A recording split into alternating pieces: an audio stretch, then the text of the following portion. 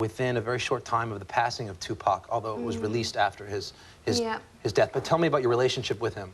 Well, it's funny because I didn't know much about his music, and so I met him very much in an acting situation, and he was such a beautiful actor. He was so sensitive and really, really talented. And he was kind of a kid, you know, he was 24 years old. And I remember we used to have a real laugh, and he used to call me Lamb Chop.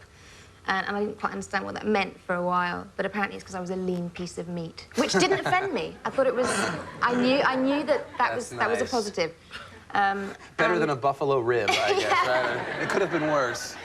Did you know at the time when you were shooting the film with Tupac, you weren't familiar with his music? Not really. I mean, I knew who he was, but I hadn't really listened to much of his music during the film, and obviously after the movie, I really got into it. But at that point, he was probably at the center of a highly publicized rap rival and what inevitably ended up to be It's so weird, you know, because I never saw a side to him that was aggressive or anything like that. He was just a guy making his movie. And did you come to learn and like his music later? Oh, God, absolutely. So now you know his music now. Was he a better musician or actor? I mean, I think he was great at both. It's hard to say, because he kind of just started out with his acting. He made a few films, but I think there was a long way for him to go. I think he could have just become really, really special.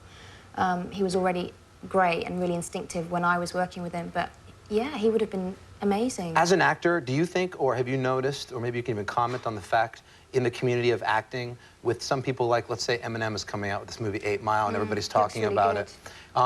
Is there any sense of animosity from an actor whose craft they work at every day, and then someone comes from an already successful world like Tupac or Eminem, and they're standing opposite them, and they're sharing the light in your craft? Is there any sense of, like, it's just not fair, this person's good at two things?